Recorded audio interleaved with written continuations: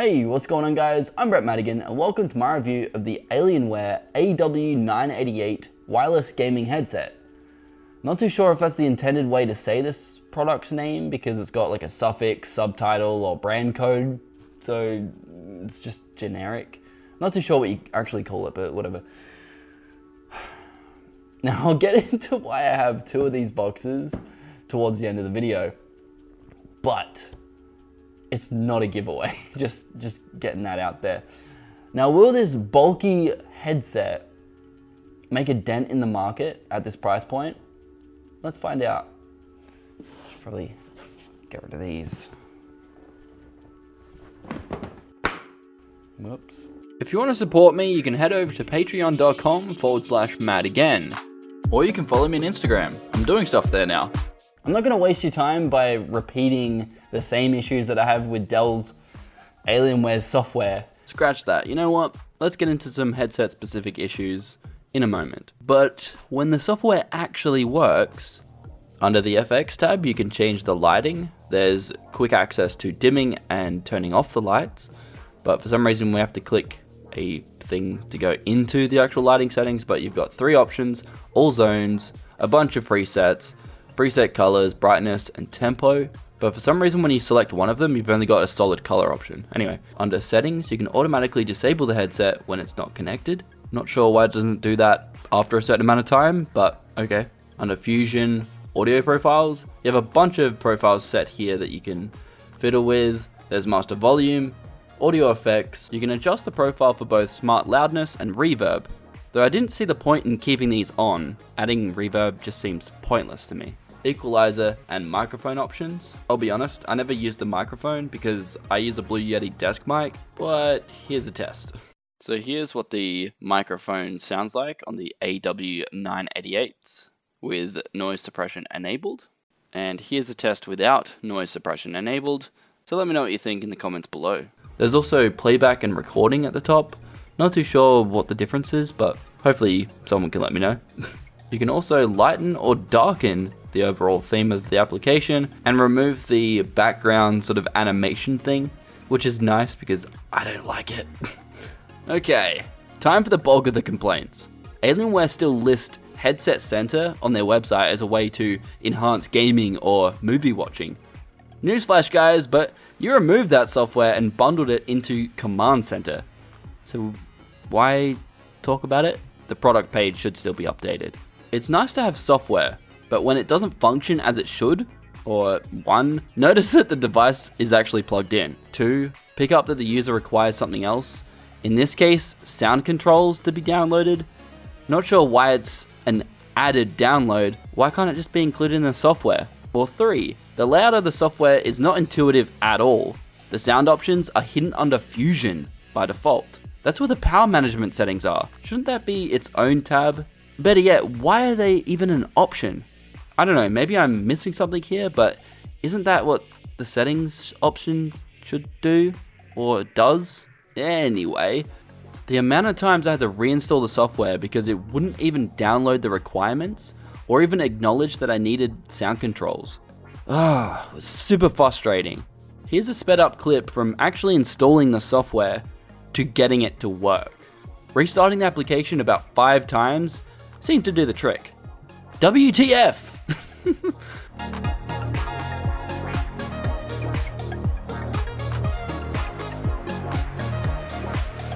The headset features include 2.4 GHz wireless with a non-wireless option, 16.8 million RGB colors, 2 light zones, boom mic, microphone active noise cancelling, microphone operation mode, unidirectional, with a 12,000 mAh Li-ion battery with some other fancy features. The size of the headset is 19.2 centimeters by 18.9 centimeters by 9.3 centimeters. For buttons, there's a power on-off switch, volume, mic mute, game chat, volume mixer, aux port, charging port of micro USB, audio preset, battery life indicator, and USB wireless dongle hider thing. The headset itself is rather large when compared to my daily, the HyperX Cloud 2s, but feels slightly lighter on the head. Now I'm not a fan of large headsets, especially ones that don't have Bluetooth. So I hate to be that guy in 2019, But why can't I use Bluetooth with this device? I'd be able to take the headset more seriously as a product if it had Bluetooth, because most devices that you would like to connect to are Bluetooth enabled. Here's why I had two boxes at the start of the video. The first one was sent without a USB dongle. Basically what that means is none of the fancy features work, like, 7.1 or wireless. None of it worked. It goes from a 7.1 surround headset to a generic sounding stereo headset, all by plugging in the 3.5mm jack. And that's not a fun time. But yeah, obviously they sent me two, so that's fun.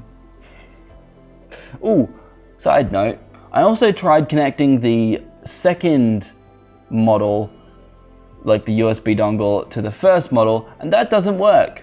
So for some reason they've added like a signature to the headset and the USB dongle, so they can't just send you a replacement, which is really weird. I don't know, I didn't know that that was a thing, but apparently it is. For the build quality, despite the product page trying to tell you that the materials are premium, it feels very cheaply made. Like the rubber up the top here feels very cheap and not very sturdy at all. And the cushion at the top, it basically ends here. That is your cushion at the top. Along the side here, there is nothing. Nothing there. Granted, your ears don't actually touch there, or your head don't touch there anyway, but at the same time, I don't know, it just feels super cheap. Like if I bend this a little bit too far, it's going to snap.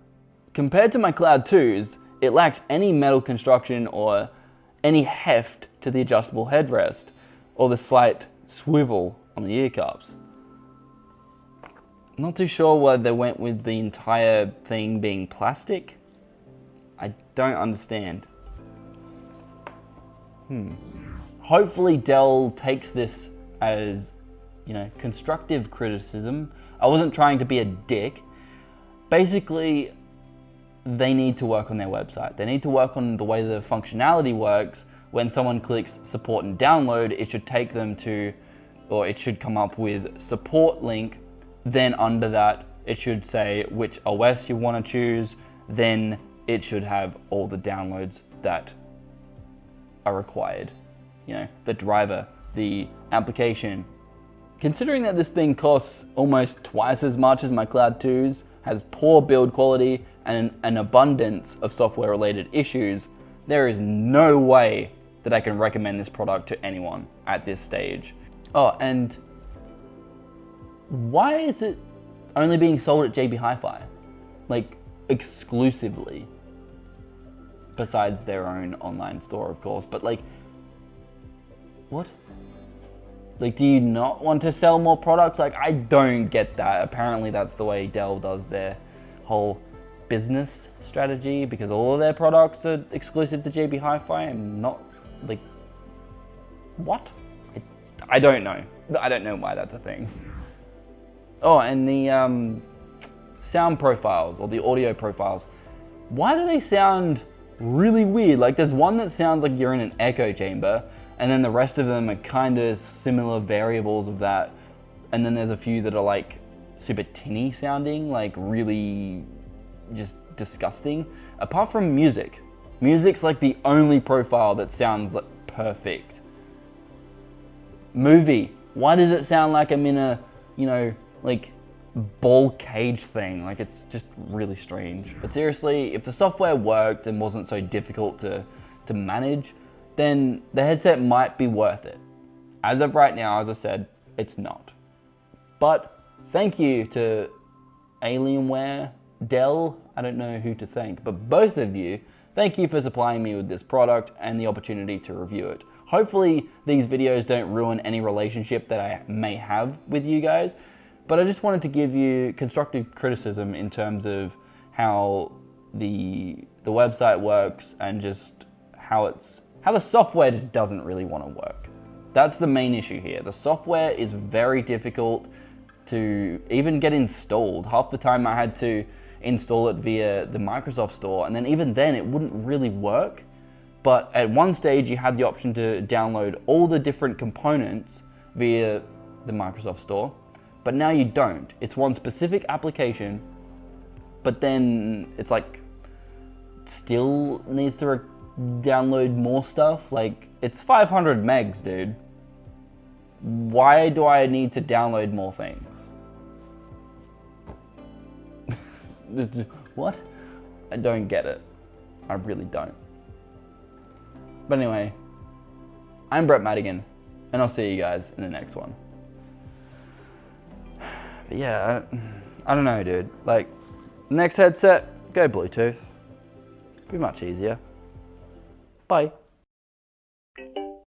Connected. Battery low. Connected. Connected.